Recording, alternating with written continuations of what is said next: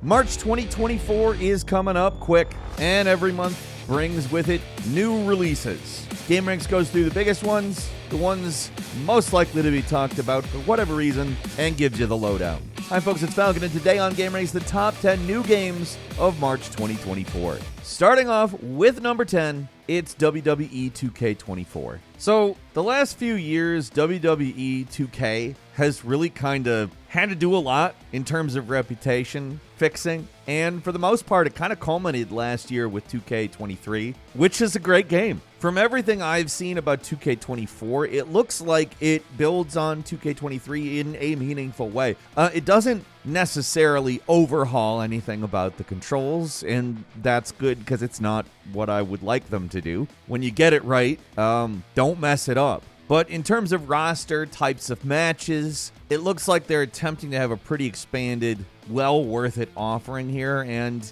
I mean, it's what I want to see. A highly realistic looking game that combines a lot of the fun, sort of spectacle-oriented stuff with a little bit of simulation, not a lot. Honestly, they got it right last year. I'm excited to see what they bring to the table this year. WWE 2K24 is coming to the PlayStations, the Xboxes, and PC March 8th. And number 9 is Horizon Forbidden West Complete Edition, which is a re-release that gives you both Horizon Forbidden West and Horizon Forbidden West Burning Shores in one package. There's some outfits, the ability to pose and face paint in photo mode. I mean, for people who are really into it, this is a good package. It's $59.99. It's not like an astounding amount of money for it, which is nice, especially if you didn't play it the first time around. It's a really good game, and it's coming to PC March 21st. And number 8 is Alone in the Dark, a remake that looks very much like it is taking the Resident Evil approach, which is appropriate because it inspired Resident Evil. Resident Evil is basically an Alone in the Dark clone in a lot of ways. I mean, not entirely. Of course, it's very different in a lot of other ways. But them taking this approach is, in my opinion, the absolute correct approach. This is a full remake of the original 1992 Alone in the Dark, and I think it's going to give us a pretty good idea of what a full Resident Evil recent remakes version of the original Resident Evil would look like. Apparently, the original creator of Alone in the Dark, Frederick Rōnin, said that he thinks that the remake preserves the core feeling of the original game, which is pretty exciting to hear because the original game's just really unique. Even though it did absolutely inspire, like, basically the survival horror genre. Not single-handedly, of course, but,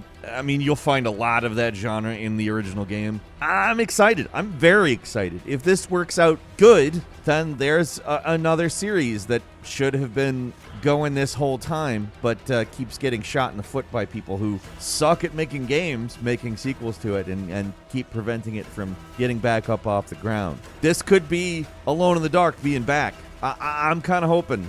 It's coming to PC, PS5, and Xbox Series on March 20th. And number 7 is Princess Peach Showtime, a game that isn't immediately obvious what it is. Like, it looks kind of like a platformer. It doesn't look like it plays a whole lot like a platformer. Like, the platformer looks extremely light. It kind of looks like an action game, which I think it probably is mostly that. But it's not like Bayonetta or Devil May Cry level insane stuff. It also adds in this sort of costume/transformation thing, which makes it into something a little bit more than just a straightforward like beat 'em up, because the costumes add these abilities and they change the levels pretty significantly. It looks like a pretty, honestly, far-reaching and innovative idea that kind of brings some of the coolness of the action genre into a more maybe family-friendly/kid-friendly game. I mean, I don't know completely exactly what to expect from this game. I'm excited to play it, and I think it's going to be a lot of fun. It looks well-designed, that's for sure. Just a pretty different-looking game, and if it pays off, I mean, that's another, hey, Nintendo came up with another thing to do with its characters that worked thing. And I hope that's what it is.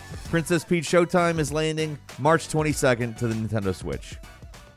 And number 6 is the Outlast Trials, A game I wasn't really expecting to be particularly interesting because this was announced a long time ago. I mean, 2019 doesn't sound like a long time ago, but that's 5 years ago. This is a game that we've talked about quite a few times, honestly. And it's not like a full-blown sequel to Outlast. In fact, it kind of puts the whole thing into a sort of a multiplayer situation, which I think isn't a bad idea. It's 4-player cooperative multiplayer. If you do want to play it solo, I mean, you can still do that. It's still a game that is possible to play single player. But I have a feeling, as with most games designed this way, it's probably better multiplayer. I don't know. You got night vision goggles. You got some various items to have in your inventory, from lockpicks to various drugs, and you can't fight enemies. That's Outlast, more or less. It's a stealth game. These are sometimes pretty weird stealth games, but at the same time, they're also usually pretty good. I'm interested to see if it works as a multiplayer co-op. That's kind of my wait and see with this one, and if it does, I mean, great. The Outlast Trials is landing on May 18th on the PlayStation's, Xboxes, and PC. And number 5 is MLB The Show 24. So interestingly enough, last year's MLB The Show kind of introduced itself as a multi-platform baseball museum. And yeah, now we're kind of getting season 2 of that. The real Negro Leagues Baseball Museum curator, Bob Kendrick, returns as the narrator this year. Something I didn't know about him was apparently that they don't script anything he says in these games. He just shows up and talks, and that's it. That's how it works, which is pretty impressive because there's a lot of information and it's presented compellingly. But that's not why you play a baseball game. You play it because it's a good game. And, you know, last year's was. This year's probably also will be. It's continuing where last year's left off, and I'm excited to see where it takes the series. MLB The Show 24 is landing on the PlayStations, the Xboxes, and PC on March 29th. And number 4 is Open Roads, a sort of interesting title. It's being regarded as an interactive movie. I've seen that said in multiple different places. It's a mystery thriller and a road trip movie, and of course it's interactive. It's brought to us by Annapurna Interactive, which has brought us some pretty good titles in the past. Stray is a standout. Another, the Heart Machine Hyperlight Drifter follow-up, Solar Ash. Outer Wilds as well. I mean, this is a Fulbright game in everything but name, which, I mean, between Gone Home and Tacoma, you have, I mean, depending on your taste, 2 great games, 2 very different games, 1 bad game, 1 good game. I personally prefer Tacoma. I don't really love Gone Home a whole lot. It's kind of not got enough going on in it for me. But Tacoma's really just a phenomenal adventure game with a really rich story. I fully expect Open Roads to be interesting, although it is kind of a wait and see for me, if I'm completely honest. The words interactive movie scare the hell out of me,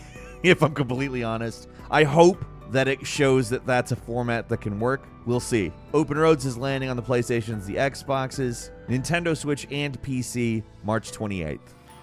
And number 3 is South Park Snow Day. I don't know what the hell this is. I mean, I know what it is. It's a co-op action game of some kind. But I'm not going to lie, although it looks cool, the gameplay looks snappy, but we have been given precious little information about this game. But, I mean, it's South Park. It's a game that has come out post Stick of Truth, which means there's a certain level of quality control involving Matt Stone and Trey Parker themselves. And just to be frank, that's enough for me to want to play this game without knowing a hell of a lot about it, other than it looks like a pretty fun co-op action game. The fact that they haven't said really a lot about it does concern me a little, though. It does make me wonder, well, why aren't you saying a lot about it? That being said, I mean, we'll see. It's not exactly an expensive game. This one's clocking in at $30. But I gotta say, I really do like how they have made the characters 3D.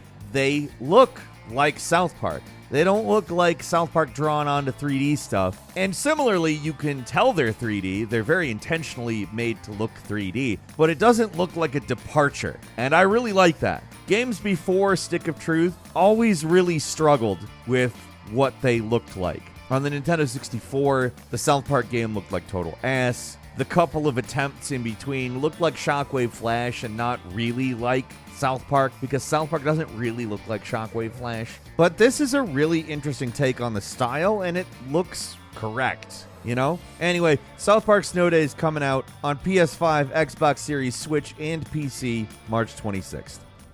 And number 2 is Rise of the Rōnin, Team Ninja's foray into something that looks kind of like Ghost of Tsushima a little bit, but also takes it a lot further. I like these games that are showing off this sort of end of the Wild West era, but Japan equivalent, late 19th century Edo Japan, the final years of the Edo period. I mean, this game looks very heavily situated in history. There's a lot of Boshin War stuff, which has to do with rejecting Western influence or letting it in. And you can see that in the architecture, which is all really cool. It's just a unique looking game. It's stuff you don't see in video games that much. It's one that I've been fairly excited about, honestly. Probably the one of these games that I've been looking forward to the most. It's coming exclusively to PlayStation 5 on March 22nd.